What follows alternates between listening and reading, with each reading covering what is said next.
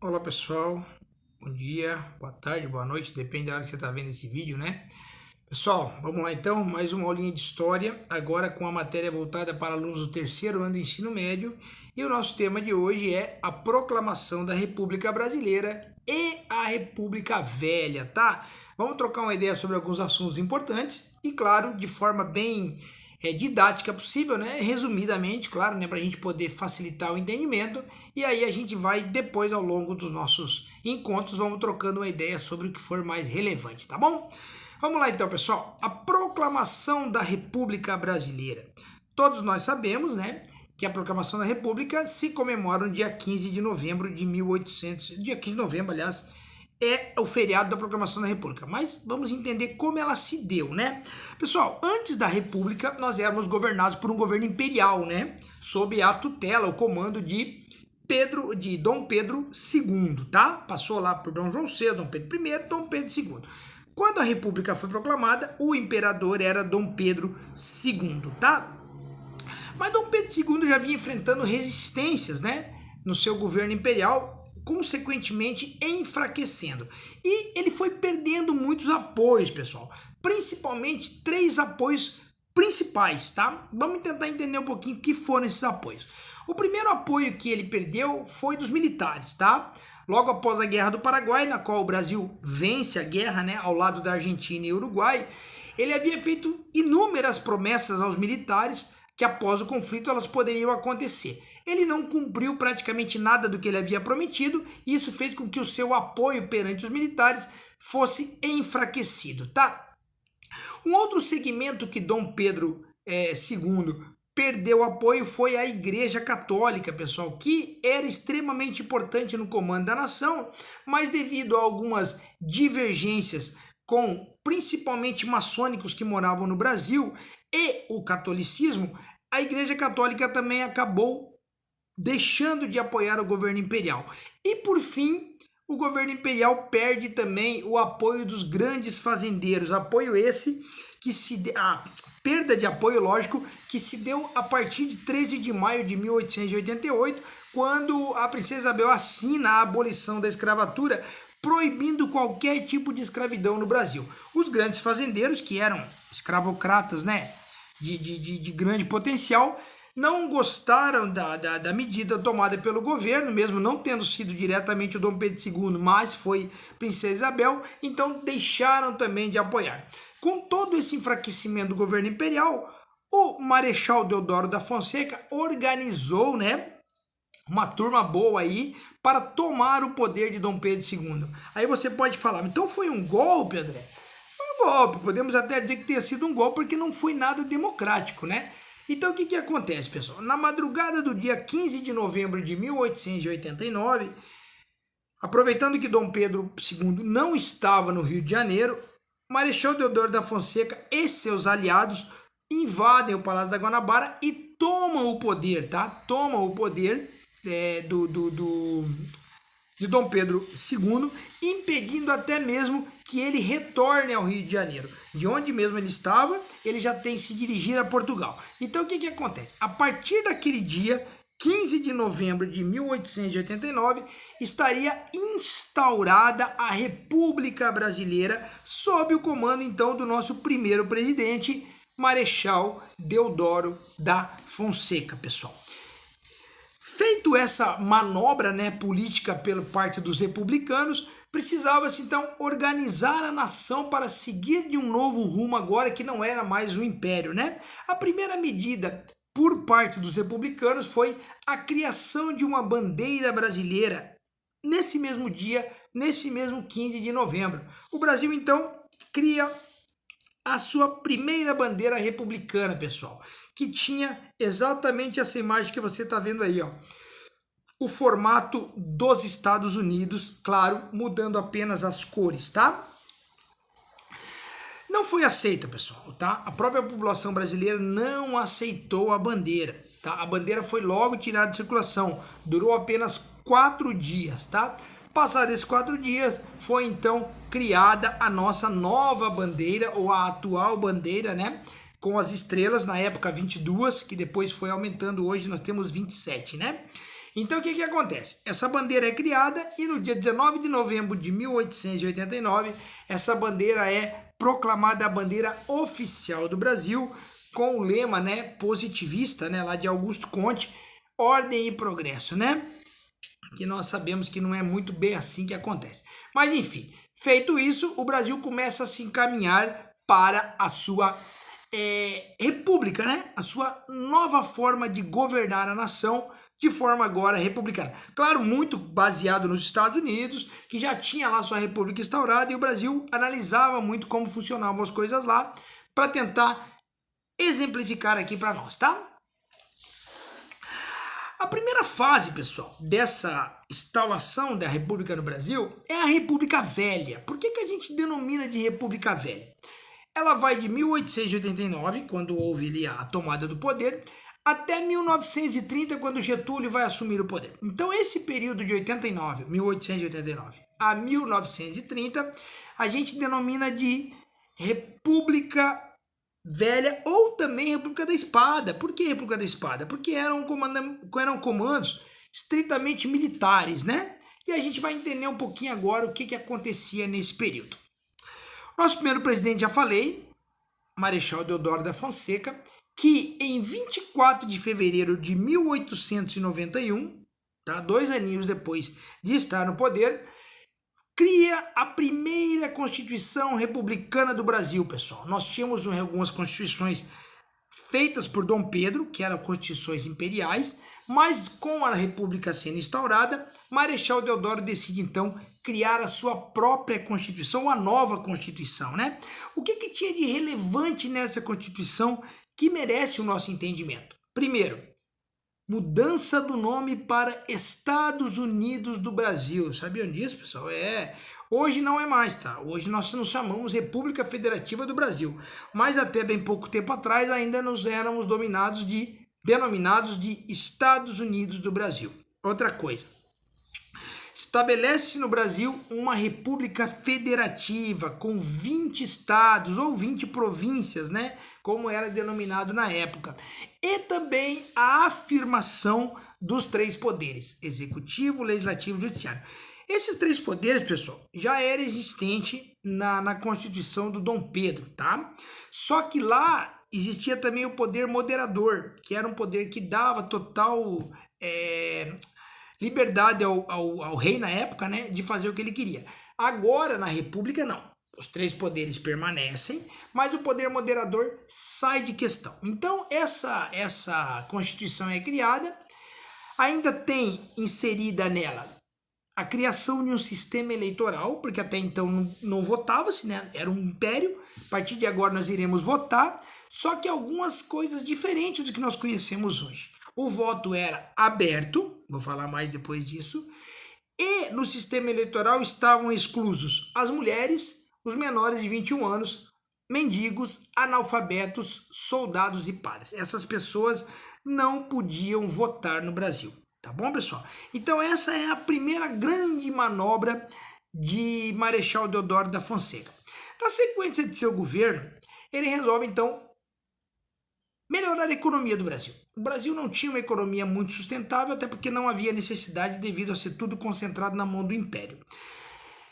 Como agora precisávamos fazer a máquina girar internamente, Marechal Deodoro chama para ministro da Fazenda o seu correligionário, seu grande amigo ali, né, apoiador da República, Rui Barbosa. E Rui Barbosa, então, tem a brilhante ideia, pessoal, de criar no Brasil a política do encilhamento, entendeu?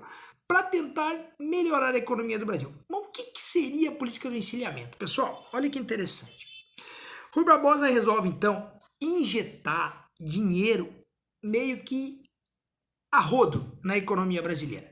Latifundiários, bancários, pessoas já de muitas posses podiam pegar empréstimos sem ter a necessidade de saber quando iriam pagar, mas claro, com o objetivo de que esse dinheiro fosse injetado na economia brasileira. Criação de empregos, formação de empresas, criação de pequenas indústrias, enfim, esse era o objetivo. O problema foi que com essa política, o que aconteceu? o dinheiro sumiu. As pessoas acabaram criando empresários fantasmas para pegar dinheiro, usaram o dinheiro para outras coisas, enfim. Houve um aumento desenfreado da inflação, o poder de compra da população diminuiu, entendeu? Ou seja, entramos em uma crise financeira logo no início da República, tá? Feito isso, o Congresso Nacional, que já era composto lá por seus deputados e senadores, resolve reagir. E qual é a reação? Vai no Marechal Deodoro, entendeu? Cobra uma explicação. O Marechal Deodoro não consegue dar ao Congresso aquilo que o Congresso queria, então o Congresso resolve restringir os poderes do Marechal. Ou seja, ele continuaria presidente, mas o governo agora passaria pelo crivo dos deputados antes de qualquer medida ser aprovada. Marechal Deodoro, consequentemente, não concorda com aquilo e reage. E que tipo de reação ele teve, André? Ele fechou o Congresso Nacional e cassou o mandato dos deputados, pessoal. Ou seja, comprou uma briga. O Brasil, a partir daquele momento, então, entra na sua primeira grande crise institucional e política da nova república, né?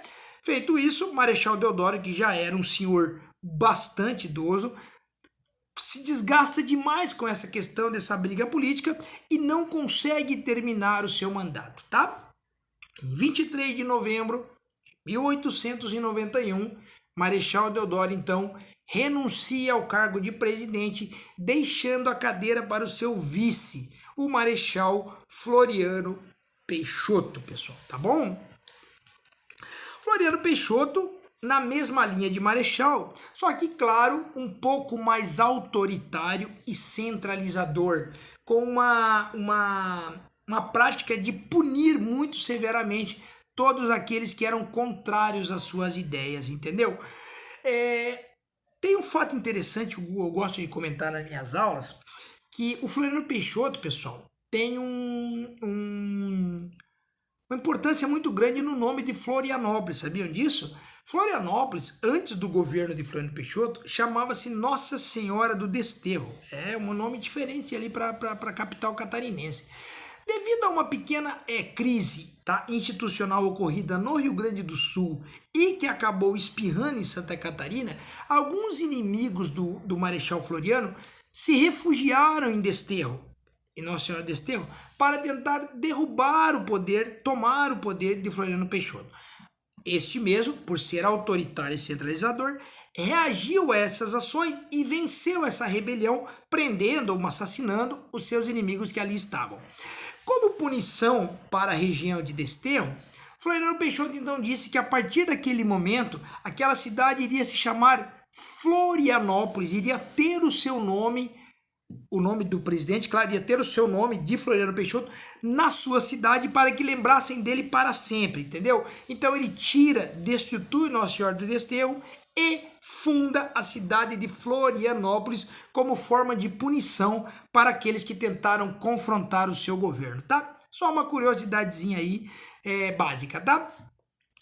Floriano Peixoto termina o seu mandato, legal, ótimo, e entrega o cargo, pessoal, para o presidente eleito pelo voto, Prudente de Moraes, deixa eu tirar aqui para nós ver a datinha aqui, em 1894, tá bom? O primeiro presidente eleito pelo voto na nova República Brasileira, tá bom?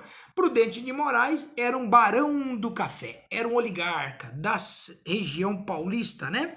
Ou seja, nascia nesse momento no Brasil a República Café com Leite, tá bom? Guarda esse nome aí que a gente vai falar mais.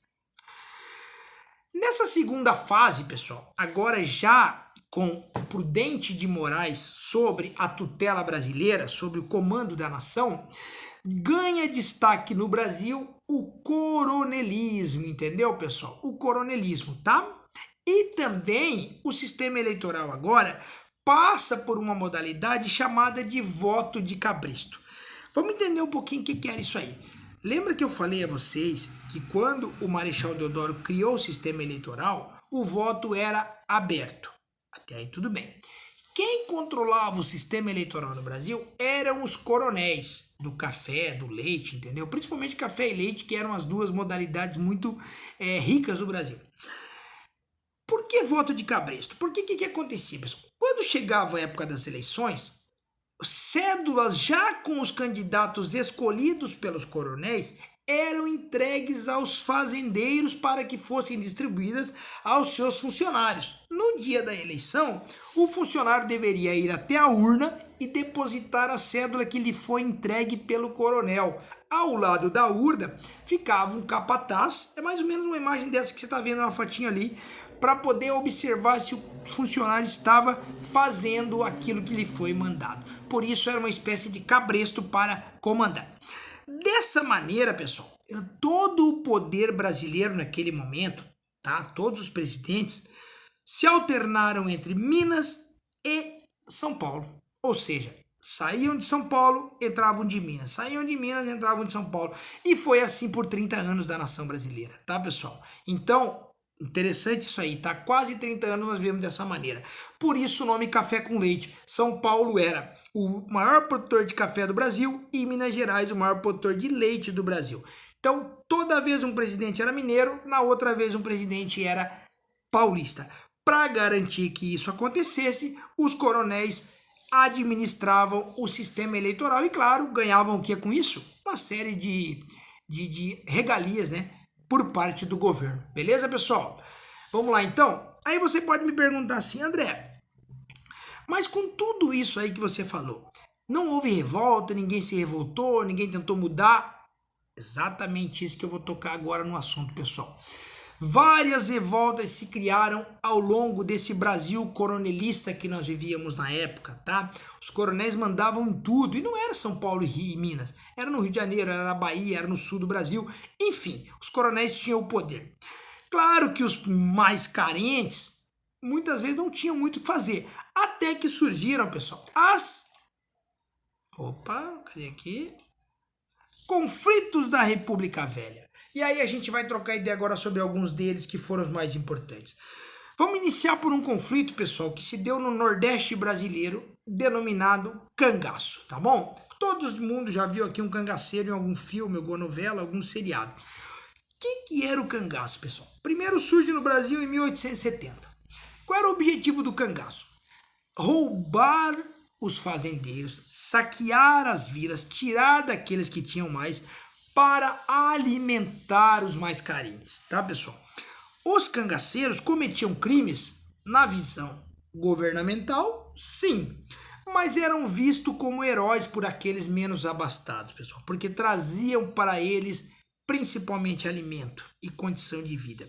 Então o cangaço, pessoal, saía ali do sertão nordestino, invadiam as vilas, invadiam as fazendas e eram extremamente violentos. Pilhavam, matavam, estupravam, cometiam diversos tipos de crimes, mas na visão deles estavam sendo amparados pela miséria que assolava o Nordeste e eles eram mais como uma espécie de heróis, né, que iriam reduzir isso.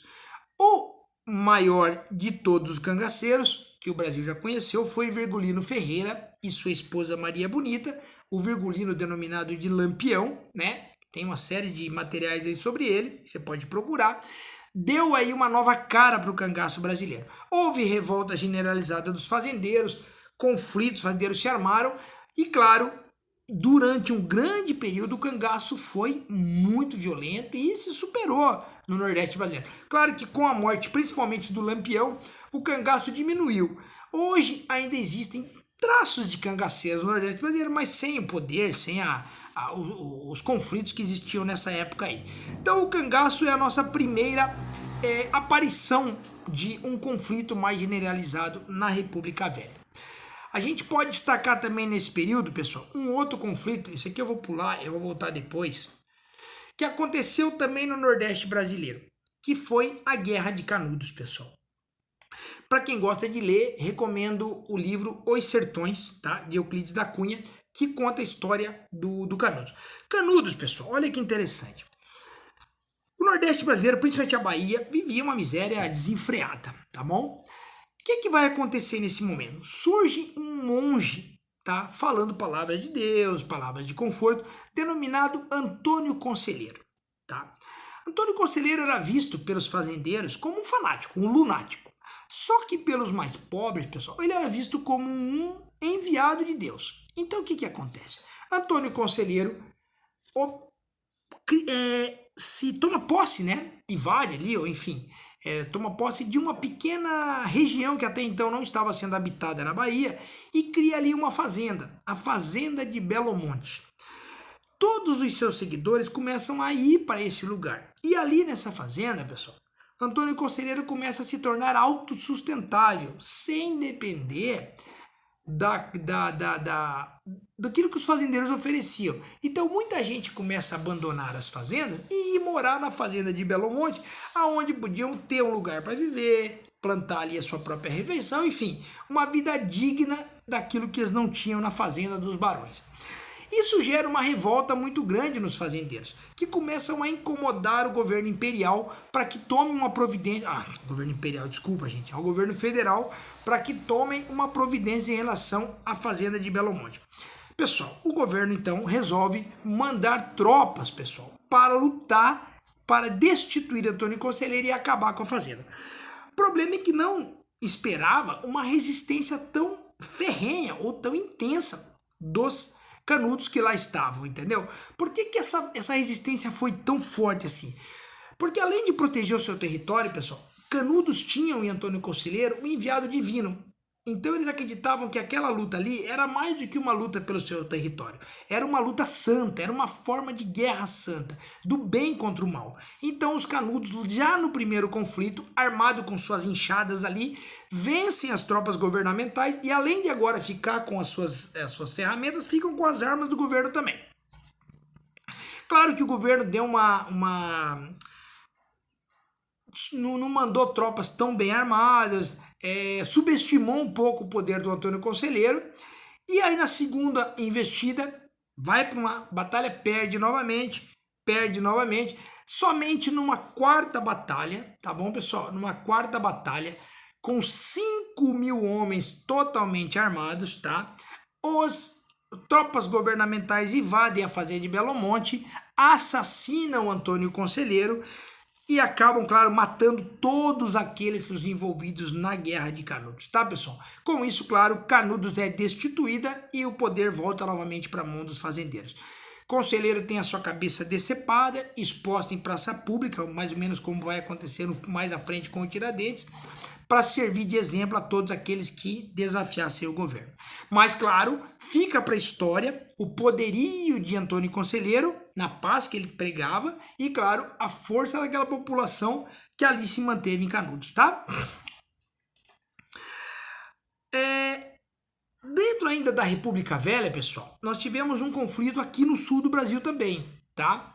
Que chama-se Guerra do Contestado. A Guerra do Contestado foi uma guerra não, né?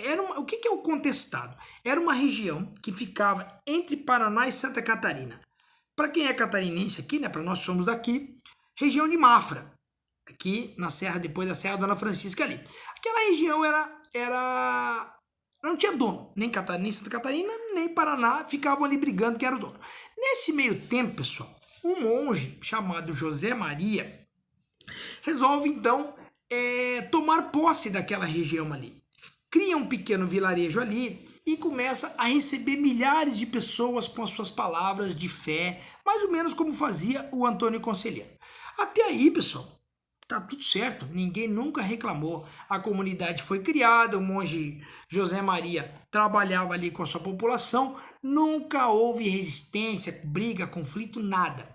O problema vai ser o seguinte: o governo nacional então resolve vender parte, né, do Brasil, faz uma licitação para que uma estrada de ferro fosse construída de São Paulo ao Rio Grande do Sul para o escoamento de grãos, principalmente de café. O nome dessa estrada, Brasília Highway. Até aí, tudo certo. O problema é que essa estrada iria passar exatamente na região do Contestado. Entendeu? Pessoal, claro que não deu certo, né? O governo foi lá tentar tirar o pessoal e houve resistência, tá? 4 anos de conflito, 4 anos de guerra, mais ou menos como aconteceu em Canudos, tá? Então, depois de todas essas batalhas, o que acontece? O governo federal, claro, muito mais bem armado, muito mais resistente, prende os líderes do conflito e, consequentemente, acaba com a guerra, tá? Mas, claro que eu estou resumindo bastante, é uma história muito parecida com Canudos, só que aconteceu aqui pertinho da gente, no sul do Brasil. Tá aqui, ó, a região de Contestado, ó, Paraná e Santa Catarina, a estrada de ferro passa exatamente por aqui, e aí fica a confusão toda feita ali, tá, pessoal? A penúltima que eu quero voltar em uma ali com vocês, a penúltima revolta que a gente vai destacar nesse período foi a Coluna Press, que depois eu vou falar mais, mas a Coluna Press, pessoal, é bem rapidamente uma coisa, ela merece destaque por alguns detalhes importantes. Ninguém conhecia nada de Luiz Carlos Prestes, né, desses caras aí. Luiz Carlos Prestes era um tenente militar, que dentro do quartel resolveu se revoltar e criou a revolta tenentista, tá? Não vou entrar em detalhe porque não é parte dessa aula. A revolta tenentista foi uma revolta dentro dos quartéis que foi suprimida pelo governo federal e os líderes dessa revolta tenentista fugiram ali da região central do Brasil e vieram para o sul. Ótimo, tudo certo. Chegando aqui no sul do Brasil, os líderes dessa revolta, Luiz Carlos Prestes e João Alberto, não engoliram essa revolta, essa derrota, e falaram: temos que derrubar o governo federal. O presidente naquele momento era Arthur Bernardes, pessoal. Então, os nossos queridos amigos Luiz Carlos Prestes e João Alberto tiveram uma ideia. Vamos criar uma coluna com vários guerrilheiros e vamos a pé até Brasil, Rio de Janeiro, derrubar o presidente. Pessoal, a coluna Prestes anda por 25 mil quilômetros a pé, passando por 11 estados, recrutando gente que queria aderir a eles. Claro, cometem alguns crimes, saqueavam fazendas, enfim. Mas o objetivo principal era chegar ao Rio e derrubar o presidente. É claro que esse objetivo não foi alcançado. A coluna se destituiu ao longo da caminhada e os que chegaram ao Rio de Janeiro não tiveram forças para dar o golpe tão sonhado por Prestes, tá? A coluna foi destituída, alguns foram presos. João Alberto se exila aqui na América Central e o Luiz Carlos Prestes se exila na Rússia, aonde vai voltar mais tarde para fazer parte de novo da história do Brasil, uma nova revolta que eu vou contar depois para vocês. E para a gente finalizar, tá? Eu quero voltar nessa revolta aqui, pessoal. Olha que interessante. Eu deixei por último porque parece algo bem atual do que nós estamos vivendo nesse momento. A revolta da vacina. Isso aconteceu no Rio, tá? Vamos tentar entender por que ela se deu. Pessoal, o Rio de Janeiro começou a passar por uma reurbanização. Ou seja, o governador do Rio resolve, então, tirar todas as pessoas mais carentes do Rio e derrubar todas as casas mais humildes, casebres, enfim, tudo aquilo que pudesse atrapalhar o novo formato do Rio de Janeiro, que teria uma arquitetura mais europeia. Essas pessoas mais pobres saíram do Rio e tiveram que morar nos entornos do Rio e também nos morros, tá? Isso deu início, então, às famosas favelas cariocas que a gente conhece hoje, tá? Mas o que isso tem a ver com a vacina? Quando começou essa derrubada ali das casebres, começou uma proliferação muito grande de acúmulo de lixo, de ratos e de animais peçonhentos. E o Brasil então passou por um surto de varíola muito grande, tá? Então muita gente doente e o governo estava se sobrecarregando para curar essas pessoas. Tudo certo até aí. Foi então que o sanitarista e secretário da Saúde carioca teve a brilhante ideia de obrigar todo mundo a tomar a vacina para a varíola. A população carioca falou: não, os caras estão de sacanagem comigo. Essa vacina é uma maneira de acabar com os pobres. A visão deles é que o governo teria usado esse pretexto da vacina para matar as pessoas mais carentes, tá?